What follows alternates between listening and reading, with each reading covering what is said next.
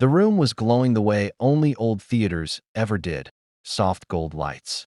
Cigarette smoke hanging like memory in the air. Glasses clinking quietly as laughter drifted between tables. It was the kind of place where people didn't rush. They came to remember who they were, or who they used to be. And that night, every seat was filled because Dean Martin was on stage. Dean Martin didn't walk out with urgency. He never did. He strolled. A man who had nothing left to prove doesn't hurry toward applause. The band eased into the opening notes. Smooth and familiar, and the crowd relaxed instantly. This was their escape. This was comfort. This was the sound of an era that refused to disappear. Dean smiled the way he always did, half charm, half mischief. He leaned into the microphone, eyes scanning the room, already playing to the energy. He began to sing, his voice warm, unhurried, wrapping itself around every table like an old friend pulling up a chair. People swayed gently. Some sang along under their breath. Others just closed their eyes and let the music carry them somewhere, safer than the present. And then something shifted. At first, Dean didn't see it. He was too locked into the rhythm, too practiced at riding the wave of his own voice. But the audience felt it before he did. A disturbance, a ripple moving against the current of the room's calm. Near the side aisle, raised voices cut through the music, not loud enough to be obvious, but sharp enough to feel wrong. Chairs scraped softly. A woman gasped. Someone whispered, "Hey, what's going on?" Dean noticed the hesitation in the crowd before he noticed the reason. His voice faltered, not fully stopping, just enough for the band to sense something was off. Years of performing had taught him how to read a room faster than any script ever could. He lifted his eyes again, scanning more carefully this time. That's when he saw them. Two security men had an old man by the arms. Not aggressive, not fighting back, just confused, frail. His jacket hung loose on his shoulders, like it belonged to a younger version of him. His shoes dragged slightly against the carpet as they guided. No, dragged him toward the exit. The old man wasn't shouting. That was the part that hit Dean hardest. He wasn't resisting. He wasn't causing trouble.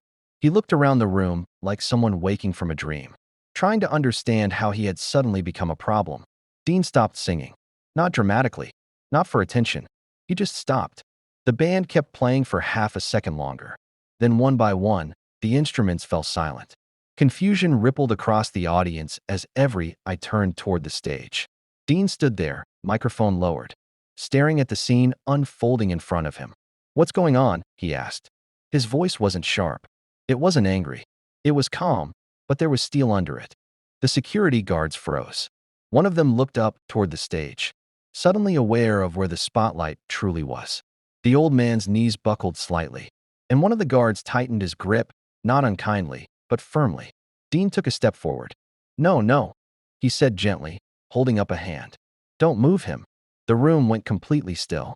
Dean walked closer to the edge of the stage, peering into the dim light where the old man stood. He studied his face, the lines, the eyes. There was something there, something familiar. "What did he do?" Dean asked. One of the guards cleared his throat.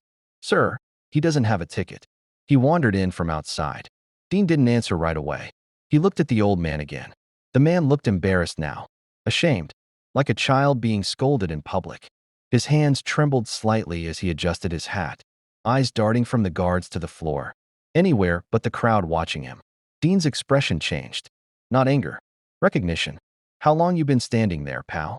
Dean asked softly. The old man swallowed. I don't know. I just wanted to hear the song. That was it. That was all he said.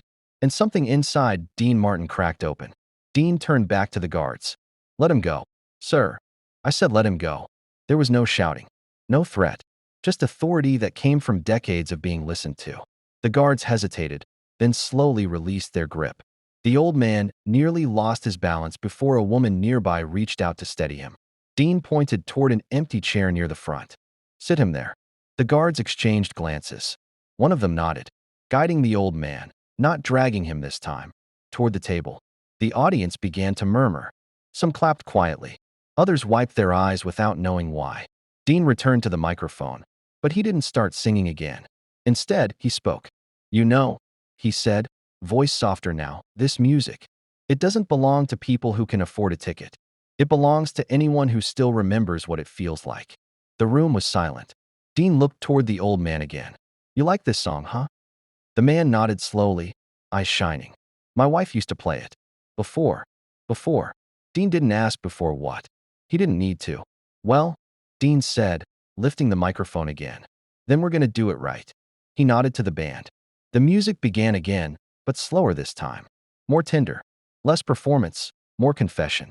Dean sang like the room no longer existed. Like it was just him and that old man sitting there, listening to a song that carried decades of love, loss, and memory inside it. And nobody spoke. Nobody moved. Because everyone understood that something bigger than entertainment was happening. Dean Martin wasn't just singing anymore. He was remembering, for all of them. The song drifted through the room, like a prayer that had waited decades to be spoken out loud. Dean Martin's voice wasn't pushing anymore. It wasn't performing. It was holding something fragile in the air, as if the wrong note might shatter it. The old man sat frozen in his chair near the front, hands folded in his lap, eyes fixed on the stage, not blinking, not breathing deeply, afraid that if he moved, the moment would vanish. Dean noticed. He noticed the way the man leaned forward slightly, as if pulled by the sound. He noticed the way his lips moved silently, shaping words he hadn't spoken in years. And suddenly, Dean wasn't singing for a room full of fans anymore. He was singing for one man whose life had clearly been longer than his strength. When the song ended, the room didn't erupt the way it usually did. There was no immediate applause, just a suspended silence, thick and reverent. As though everyone sensed that clapping would be an interruption, Dean lowered the microphone slowly. Take your time, he said quietly, not to the audience, but to the old man. That was when the old man broke. His shoulders shook first, small, almost apologetic movements. Then his hands came up to his face, and the years he had carried alone finally spilled out in quiet sobs that echoed louder than any cheer ever could. A woman at the table reached out to him, placing her hand over his. He flinched at first, then relaxed, gripping her fingers like an anchor. Dean turned away from the microphone for a moment. He swallowed hard. He had sung that song hundreds of times, maybe thousands, but he had never seen it land like this. Never seen it pull something buried so deep out into the open. Dean leaned back toward the microphone. What's your name, friend? He asked gently. The old man hesitated. His voice came out thin, trembling. Frank, he said. Dean blinked. Of all names. Well, Frank, Dean said, forcing a small smile. You picked a good night to wander in. A few soft chuckles moved through the room, easing the tension without breaking it. Dean gestured toward the stage steps. Can you come a little closer? If you're up for it. The security guards stiffened again, unsure. But Dean waved them off before they could react. It's all right, he said. He's with me. Frank rose slowly, legs unsteady. The audience collectively held its breath as he took each step forward. It wasn't dramatic. It wasn't heroic. It was human, painfully human. Dean stepped down from the stage to meet him halfway. Up close, Frank looked even older.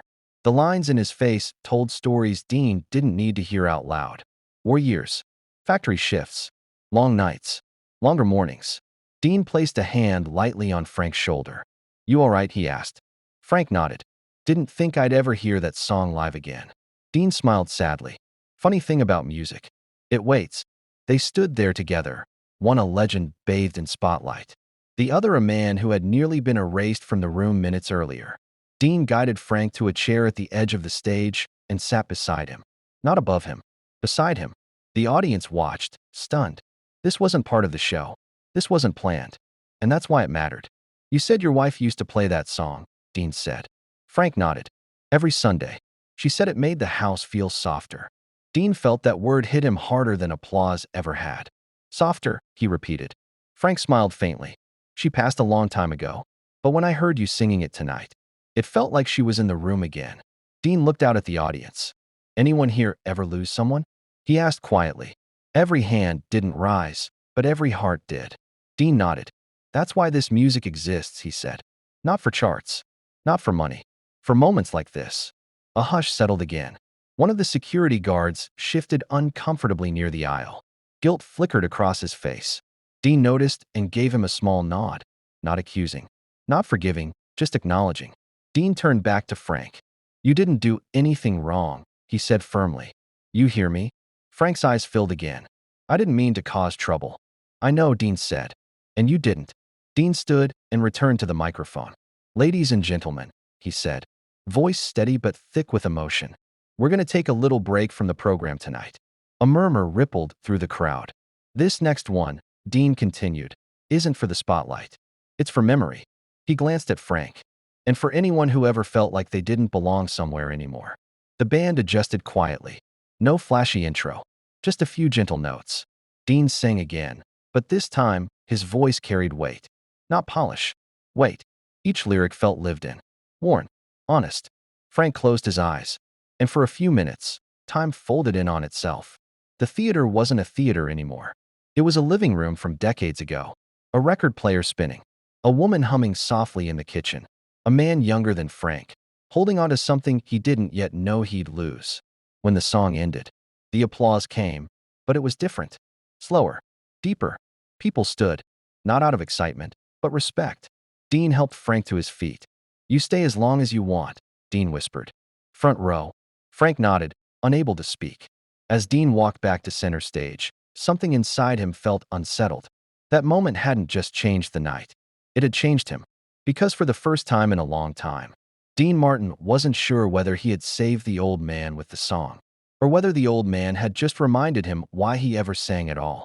The applause eventually softened, then settled into a gentle hum of voices as the show moved on. Dean finished the set professionally, smoothly, giving the audience what they came for. But something had shifted inside him. Those who knew him well could see it in the way he lingered between songs, in the way his jokes came a little slower, in how his eyes kept drifting back to the front row where Frank sat quietly, hands folded, as if afraid the night might disappear if he moved too much. When the final song ended and the curtain closed, the crowd rose to its feet in full appreciation. They cheered, clapped, and called his name. Dean smiled, bowed, waved, but it felt distant now. The spotlight dimmed, and with it, the performance ended. What remained was something heavier, something real. Backstage, Dean loosened his tie and took a slow breath. The room smelled of cologne, old wood, and the faint echo of cigarette smoke that clung to theaters like history itself. A stagehand offered him a drink. Dean shook his head. Not yet, he said. His manager stepped in, buzzing with energy. That was something out there, Dean. Crowd loved it. Dean nodded, but his mind wasn't on reviews or applause. He gestured toward the hallway. Where's the old man? The manager hesitated. Security was going to escort him out gently after. Dean's eyes lifted. Don't, he said quietly. The manager stopped mid-sentence. He's in the lobby. Sitting down. Dean grabbed his jacket and headed out without another word. The lobby was nearly empty now. Most of the crowd had filtered into the night, still talking softly about what they had witnessed. Frank sat on a bench near the wall, his hat resting on his knees, staring at nothing in particular. Dean approached slowly. Frank looked up, startled. Oh, I'm sorry. I didn't mean to wait here. Dean sat beside him. You didn't have to go anywhere, he said. They sat in silence for a moment. Not awkward, just shared. You know, Frank finally said, I almost left when they grabbed me. Thought maybe I wasn't supposed to be here. Dean exhaled slowly. A lot of people feel that way these days. Frank nodded. Feels like the world moves faster than it used to. Faster than I can. Dean looked at him. Yeah, I know that feeling. Frank glanced over, surprised. You do? Dean smiled faintly. More than you think. They sat there, two men at very different ends of the spotlight, bound together by a few minutes of music and decades of living. My wife used to say music was a place, Frank said suddenly. Said you could step into it when the world got too loud. Dean swallowed. She sounds like a smart woman. She was, Frank said softly. She would have liked you. That hit Dean harder than any compliment ever had. After a pause, Dean reached into his jacket and pulled out an envelope. He slipped something inside it and handed it to Frank. What's this? Frank asked. Tickets, Dean said. For any show you want. Front row. Anytime. Frank shook his head quickly. Oh no, I couldn't. Dean gently pressed the envelope back into his hand. You didn't sneak in tonight to get something. You came because you remembered something. That's worth more than a ticket. Frank's hands trembled as he closed the envelope. Thank you, he whispered. Dean stood, then hesitated. You got someone to get you home? Frank nodded. Bus stops just down the street. Dean frowned. Not tonight. He waved over his driver. Frank protested again, softly this time. But Dean shook his head. Let me do this. The ride was quiet. No small talk. Just the city lights passing by, reflections dancing across the window. When they reached Frank's building, a modest place worn by time, Frank paused before opening the door. I didn't think anyone still noticed people like me, he said. Dean looked at him, eyes steady. People notice. Sometimes they just need to be reminded how. Frank smiled, nodded once, and stepped out into the night. Dean watched until the door closed. Years later, people would talk about that show. They'd remember the moment the music stopped, the way the room held its breath, the kindness of a legend who refused to let an old man be erased. But what they wouldn't see, what never made headlines, was how that night followed. Dean Martin home. After that evening, he changed in small ways. He listened more. He slowed down. He sang certain songs differently, letting the pauses linger, letting the silence speak when it needed to. Those closest to him noticed he carried something quieter with him, less polish, more presence, because that night had reminded him of something fame often takes away. That music is not about being heard. It's about remembering. And somewhere in a small apartment, an old man named Frank played a record on Sunday mornings. Again, not because it made the house softer this time, but because it made him feel less alone. And Dean Martin, long after the spotlight faded, would carry that knowledge with him until the very end.